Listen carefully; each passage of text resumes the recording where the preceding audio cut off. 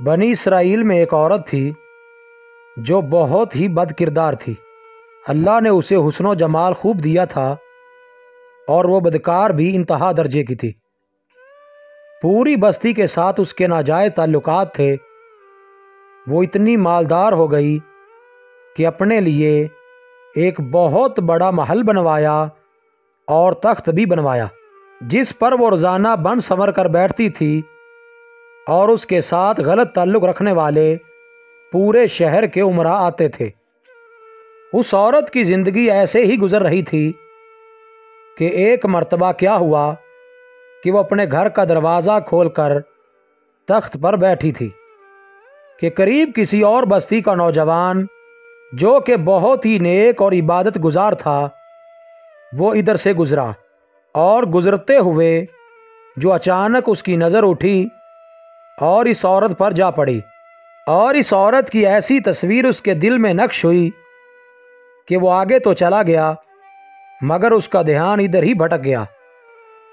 وہ پھر جہاں بھی بیٹھتا، مراقبہ میں، تسبیحات میں، ذکر میں، تلاوت میں، جب بھی بیٹھتا اس کا دل ہی نہیں لگتا تھا۔ اس نوجوان نے روزے بھی رکھے لیکن اس لڑکی کا خیال دل سے نہ نکال سکا۔ اس نے اپنے آپ کو بہت تکلیف پہنچائی، کئی دن اپنے آپ کو بھوکا پیاسا بھی رکھا مگر اس کے دل سے اس عورت کا خیال نہ نکل سکا۔ حتیٰ کہ ایک دن اس نے سوچا کہ جب اس خیال سے میری جان ہی نہیں چھوٹتی تو کیوں نہ میں اس کے پاس چلا جاؤں۔ چنانچہ اس نوجوان کے پاس تھوڑا بہت سامان تھا، اس نے اس کو بیچا اور اتنے پیسے تیار کیے جتنے سے وہ بدکار عورت اپنے پاس آنے کی اجازت دیتی تھی۔ وہ اس عورت کے پاس آیا اور اس کو پیسے دے کر اس کے ساتھ تخت پر بیٹھ گیا، بات چیت کرنے لگا۔ اچانک بات چیت کرنے کے دوران اس کے دل میں یہ خیال آیا کہ میں نے نیکوکاری کے اتنے سال گزارے ہیں، آج میرا اللہ مجھے اس غیر محرم عورت کے ساتھ بیٹھے ہوئے بھی دیکھ رہا ہے۔ بس یہ خیال دل میں آیا تو اللہ کا ڈر دل پر غالب آ گیا اور نوجوان نے کانپنا شروع کر دیا۔ عورت نے اسے پوچھا، کیوں کانپ رہے ہو؟ تمہارا چہرہ کیوں پیلا ہو گیا ہے؟ تو اس نوجوان نے کہا، میری طبیعت ٹھیک نہیں ہے۔ تو اس عورت نے کہا کہ تم جس مقصد کے لیے آئے ہو وہ مقصد پورا کرو اور جاؤ یہاں سے۔ اس نوجوان نے کہا، نہیں۔ وہ عورت بہت حیران ہوئی کہ آج تک میں نے اپنی زندگی میں ایسا مرد نہیں دیکھا جو میرے قریب اس طرح تخت پر آ کر بیٹھے اور پھر برائی کیے بغیر ہی چلا جائے۔ تم کیسے نوجوان ہو؟ مگر اس نوجوان نے کہا، یہ جو پیسے میں آپ کے لیے لایا تھا یہ تم رکھ لو اور مجھے جانے دو۔ اس عورت نے کہا، تم کون ہو اور کیا ہو؟ اس نوجوان نے بتایا کہ میرا نام فلاں ہے اور فلاں بستی کا رہنے والا ہوں، اور میرے دل میں یہ خیال آ رہا ہے کہ میں نے اتنی عمر مصلی پر بیٹھ کر گزار دی ہے، آج میرا اللہ مجھے تیرے ساتھ بیٹھے ہوئے بھی دیکھ رہا ہے۔ بس اس کے بعد اس نوجوان کی آنکھوں میں آنسو آ گئے اور وہ وہاں سے چل پڑا۔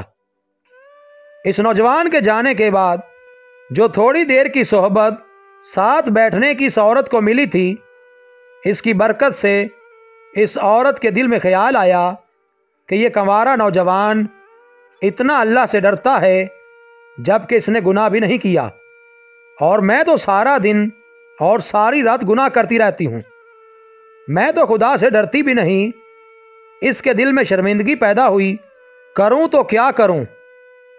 دل میں خیال آیا کہ اچھا جاتی ہوں حضرت موسیٰ سے پوچھتی ہوں کہ میرے لیے بھی کوئی توبہ کی گنجائش ہے۔ وہ اپنے گھر سے نکل کھڑی ہوئی۔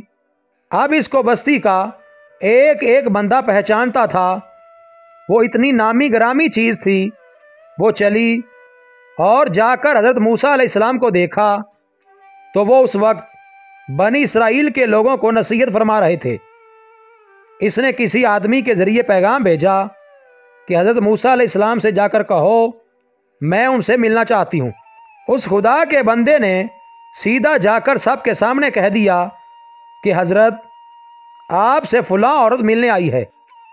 جب حضرت موسیٰ علیہ السلام نے نام سنا تو بہت جلال آیا کہ لوگ کیا سوچتے ہوں گے کہ ایسی عورت ان سے کیوں ملنے آئی ہے، ان کا کیا تعلق ہے اس سے۔ حضرت موسیٰ علیہ السلام نے غصے میں کہہ دیا کہ چلی جائے یہاں سے، میں نہیں اس سے مل سکتا۔ اس بے وقوف نے آ کر کہا میں نے حضرت موسیٰ علیہ السلام سے بات کی، وہ تو بہت خفا ہو گئے ہیں اور تم سے نہیں ملنا چاہتے۔ وہ عورت ڈر گئی۔ اس نے کہا میری بدکاریاں ایسی ہیں کہ اللہ تو مجھ سے پہلے ہی ناراض ہے، تو اللہ کے نبی بھی مجھ سے بات کرنا نہیں چاہتے۔ میرے لیے تو اب دنیا میں کوئی ٹھکانہ نہیں۔ بڑے اداس اور بوجھل قدموں کے ساتھ وہ وہاں سے چل پڑی اور واپس آ گئی، اور اسے سمجھ نہیں آ رہی تھی کہ وہ کرے تو کیا کرے۔ اب وہ حیران تھی کہ اللہ کے نبی نے بھی مجھ سے بات کرنا گوارا نہیں کیا۔ میں اتنی گری ہوئی چیز ہوں، اس لیے وہ مجھ سے بات بھی کرنا نہیں چاہتے۔ چنانچہ وہ گھر آئی اور گھر کی کنڈی لگائی۔ اس نے اپنے کسی بڑے سے سنا ہوا تھا کہ بندہ جب اپنے رب کو منانا چاہے تو اس کو چاہیے کہ وہ اس کے سامنے سجدہ کرے۔ چنانچہ اس کو کوئی اور طریقہ سمجھ نہیں آ رہا تھا۔ گھر کی کنڈی لگا کر ایک جگہ اس نے مصلی بچھایا اور اللہ کے سامنے سجدہ کیا۔ اسے پوری دنیا میں کوئی اور نجات کا راستہ نظر نہیں آ رہا تھا۔ پھر اللہ کی شان دیکھیے، اس نے ساری رات عبادت میں گزاری۔ اگلے دن اس کے دل میں خیال آیا کہ میں عورت ذات ہوں، اکیلی اس مکان میں نہیں رہ سکتی، ایک میری خادمہ ہے، تو میں اگر نیت بھی کر لوں تو جتنے لوگوں نے میرے ساتھ بدکاریاں کی ہیں وہ مجھے یہاں نہیں رہنے دیں گے، تو بہتر یہ ہے کہ میں اس جگہ کو چھوڑ کر چلی جاؤں۔ اس عورت نے فیصلہ کر لیا کہ میں یہاں سے چلی جاتی ہوں۔ اس نے اپنے آپ کو ایک سادہ کپڑے میں لپیٹا تاکہ کوئی کپڑوں اور حسن و جمال کو نہ دیکھ سکے کہ یہ کون جا رہی ہے۔ پھر اس نے سوچا عورت ذات ہوں، کہاں جاؤں گی؟ دل میں خیال آیا کہ وہ جو نوجوان آیا تھا، جس کے دل میں اللہ پاک کا اتنا خوف تھا کہ وہ اللہ کے ڈر سے کانپ رہا تھا، کیوں نہ میں اس نیک بندے کے پاس چلی جاؤں اور اس کی خادمہ بن کر رہوں، ممکن ہے کہ وہ مجھے نکاح میں ہی قبول کر لے۔ یہ سوچ کر وہ اس بستی کی طرف چل پڑی۔ چنانچہ ڈھونڈتی ہوئی اس بستی میں اس کے گھر پہنچی اور گھر والوں سے کہا کہ میں فلاں بندے سے ملنے کے لیے آئی ہوں۔ تو اس کے گھر والوں نے کہا کہ اس کے ذکر اور عبادت کا معمول ہے اور وہ کمرے سے اتنے بجے نکلتا ہے، تم ایسا کرو انتظار کر لو۔ چنانچہ اس نے کہا میں انتظار کر لیتی ہوں۔ وہ انتظار میں بیٹھ گئی۔ جب انتظار کرنے بیٹھی ہوئی تھی تو اچانک اس نوجوان نے دروازہ کھولا۔ اس کی نظر اس عورت پر پڑی، یہ سامنے بیٹھی ہوئی تھی۔ جب نوجوان نے عورت کا چہرہ دیکھا تو اس نوجوان کو اپنا وہ وقت یاد آ گیا جب میں اپنے مصلی کو چھوڑ کر اس کے تخت پر جا بیٹھا تھا۔ اس نوجوان کے دل پر خوف طاری ہو گیا کہ کہیں یہ میرا ایمان خراب کرنے تو نہیں آ گئی۔ میں نے تو اتنی مشکل سے اس کا تصور ذہن سے نکالا تھا۔ پھر نوجوان پر اتنا خوف طاری ہوا کہ وہ وہیں پر گر پڑا اور اس کی روح پرواز کر گئی۔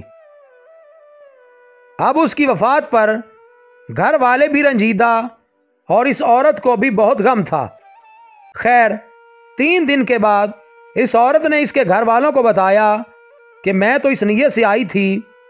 انہوں نے کہا اب وہ تو اس دنیا سے چلا گیا، اس کا ایک بھائی ہے، اگر وہ تمہارے ساتھ نکاح کر لے تو کیا تم اس کے ساتھ نکاح کر لو گی؟ اس عورت نے کہا ٹھیک ہے۔ جب اس کے بھائی سے پتہ کیا تو اس نے کہا ٹھیک ہے، اگر پہلے یہ ایسی عورت رہی ہے اور اب توبہ کی نیت کر چکی ہے تو میں اس کو اپنے نکاح میں قبول کر لوں گا۔ چنانچہ اس عورت کا उस नौजवान के भाई के साथ निकाह हो गया और इस औरत को अल्लाह पाक ने 7 बेटे अता फरमाए और 7 बेटे बनी इसराइल के औलिया में से गुजरे हैं। ऐसी बदकार औरत भी तौबा करती है तो अल्लाह ताला उसे 7 वलियों की मां बना देते हैं। वो रब कितना गफूर है। मजीद अच्छी वीडियोस के लिए चैनल को सब्सक्राइब करें और बेल के आइकन को लाजमी प्रेस करें।